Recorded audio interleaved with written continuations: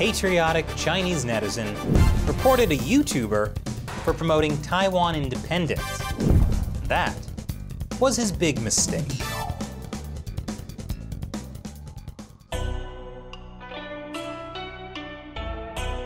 Welcome to China Uncensored. I'm Chris Chappell. The Great Firewall surrounds China's very own highly censored, highly restricted, and highly surveilled internet. It's one of the many ways that the Chinese Communist Party keeps track of and controls the Chinese people.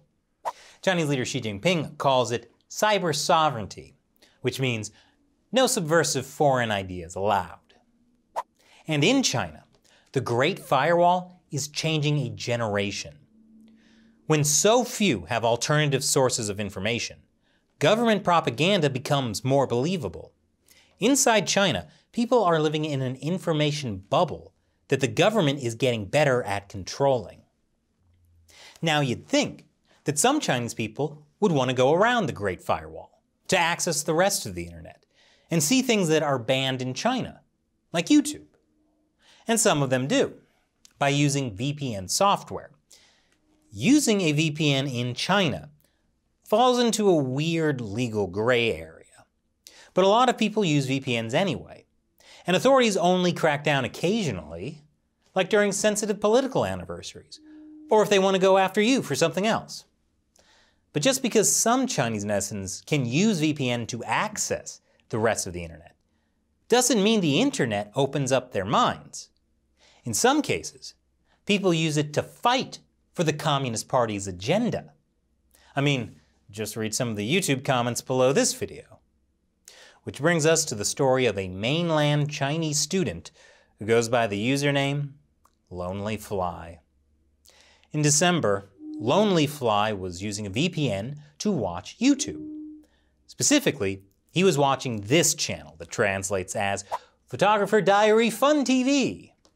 It's hosted by a YouTuber in Taiwan named Ba Zhong. In one video, Ba Zhong was promoting a dangerous idea: Taiwan independence. Now, because of the education mainland Chinese people receive, they generally believe Taiwan is a province of China. So when Lonely Fly saw this video promoting the independence of Taiwan province, he did what any good Chinese nationalist would do. He wrote an angry YouTube comment. Ba Zhong is a troll for the Democratic Progressive Party. These videos are a tool to stir conflict. Everybody, do not trust him. There's evidence all over the Chinese internet forums that he is an anti-China, anti-communist influencer. He's even been officially blacklisted in China. He's definitely accepting bribes from the DPP to share separatist propaganda. Everyone, do not be deceived. There's a whole group behind him, an anti-China group. Please share and spread the word.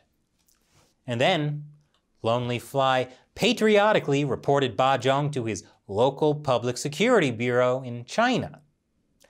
Of course, the local public security bureau couldn't actually do anything to Ba Zhong because he lives in Taiwan, which is not actually a province of China. So they did the next best thing. They criticized Lonely Fly for illegally using a VPN to access YouTube, and they demanded he write a repentance letter, which he did. It says, "Dear Comrade Policeman, I'm sorry. I should not have used an illegal VPN to break the law and access the international internet. I am deeply reflecting on my poor actions. Starting today, I have learned and respected the law. I will not act out of my own ignorance. I hope the authorities will give me another chance." Lonely Fly then used an illegal VPN to access YouTube and post his repentance letter on YouTube. And then, Lonely Fly continued to use his illegal VPN to post another angry comment on Ba Zhong's channel, which says, "Fun TV, your mom is dead. I'm not done with you. It's all because of you.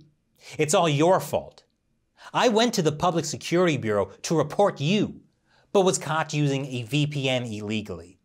I even had to write a repentance letter and was lectured. My life is ruined now because I have this on my record. Yeah, it's Ba Zhang's fault. If only Ba Zhang hadn't exercised his free speech on the open internet, then he wouldn't need to be reported in the first place. See, poor Lonely Fly just thought he was doing the right thing for the Chinese Communist Party. In his own eyes, Lonely Fly is but a lonely hero, risking his life on the outside internet, fighting for what he believes in. We're all the hero of our own story. Although if Lonely Fly is still accessing YouTube, then he clearly doesn't understand what he's done wrong. Anyway, from here, the story just gets worse for our hero. I'll tell you how after this break. Welcome back. So, after getting in trouble for illegally using a VPN to access YouTube, something terrible happened to Lonely Fly's family. And we know about it because Lonely Fly illegally used a VPN to post this video about it on YouTube. 大家好，我是孤独的苍蝇。今天只要是发生一些事，让我感到很无助，非常的困扰，非常的感到很无力。村干部恶意霸占我家宅基地，我爷爷还被他们给打转了。为什么这种事会发生在我头上？我操！ Okay, the video is mostly just him crying. But in a pinned comment, Lonely Fly goes into greater detail about what happened. My family and the village cadre have a dispute over our property. It escalated into physical violence. One of the village cadre's thugs took a shovel and hit my grandfather in the back. He's now hospitalized. My friend on the internet asked why I don't take this issue to court, but that costs money and energy. The police even said that they can't do anything about this small dispute and urged us to settle the issue ourselves. The thug paid us 2,000 yuan for the hospital fees, but the property dispute still hasn't been resolved. But since we were all worried that they would come back for more trouble, we could only write a forgiveness letter and hope they don't return. I've been crying all night. My emotions are unstable. But the Chinese people are heroic. I will not back down from any difficulties. I also hope everyone can persevere through their own hardships. So let me get this straight. The thugs, working for a local official, barged in to seize Lonely Fly's family property and injured his grandfather. And the police did nothing. That sounds really serious. I'm glad Lonely Fly posted this online so he could raise awareness about the issue.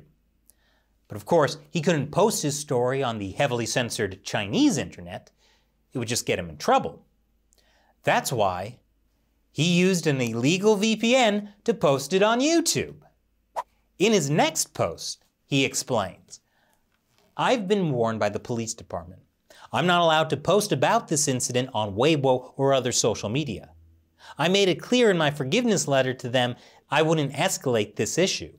If word gets out and causes consequences to the local government, then it will be all my fault. I can only post about this on YouTube. I'm afraid of them. They have a lot of thugs. I'm worried for my elderly relatives. But I cannot sit here and accept this. They hit people, steal land, and only throw me 2,000 yuan, and that's that. Right. But maybe you shouldn't have posted this on YouTube either. It gives the local authorities in China kind of a bad image.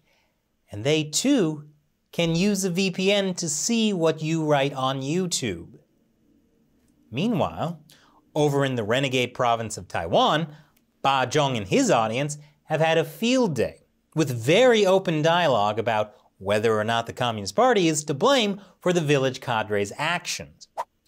What does a village cadre's criminal acts of stealing property have to do with the Chinese Communist Party? A village cadre's criminal acts have no relation to the CCP? An elder has been hospitalized. The police did nothing to resolve the issue. What's the point of having a government then? I wish for his grandpa to get better so he could give his grandson a good smack. Fake Chinese nationalist. Hit with socialism's iron fist, he's no longer patriotic. True Chinese nationalist. Hit with socialism's iron fist, he's even more patriotic.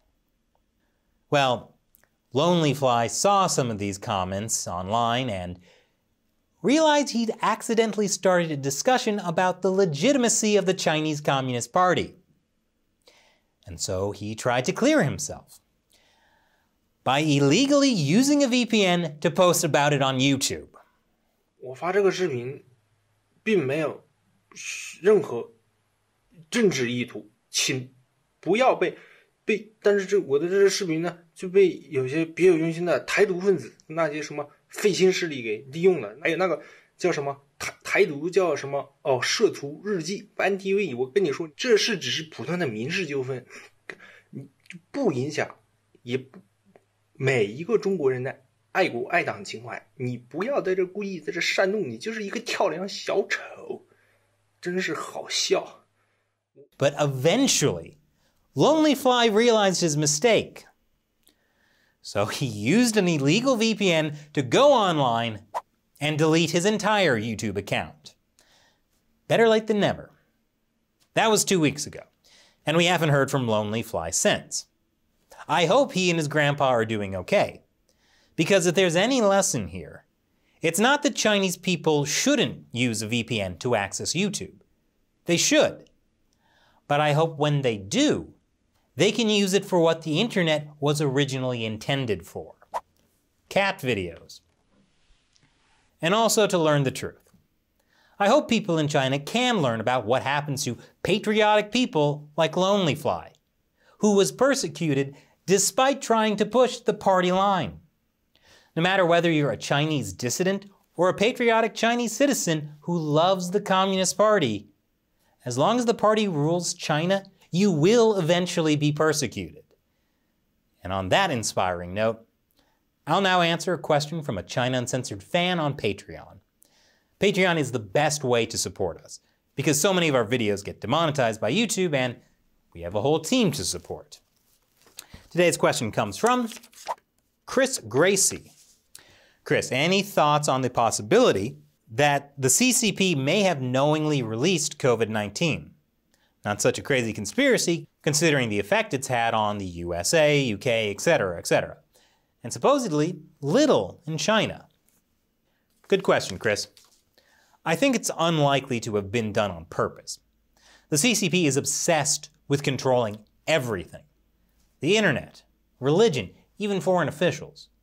There's no logical reason the CCP would intentionally release a virus they can't control.